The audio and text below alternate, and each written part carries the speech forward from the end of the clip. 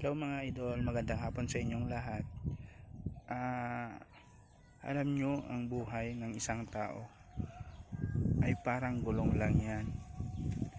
Minsan, nasa ibaba tayo at minsan, nasa itaas naman. Pero mga idol, kung nasa itaas na tayo, huwag naman na sana nating hayaan na tayo ay lalagapak pa sa ibaba. Kasi, bago natin narating ulit ang itaas, naranasin na natin ang nasa ibaba, kaya siguro natuto na tayo. Kaya yun yung magsisilbing gabay sa atin, kaya tayo nakarating ulit sa taas. At kaya huwag na nating hayaan pa na mauulit na naman ang ating mga pagkakamali.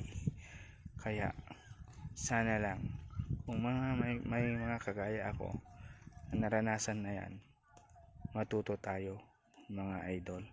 Maraming salamat and thank you for watching. Bye bye.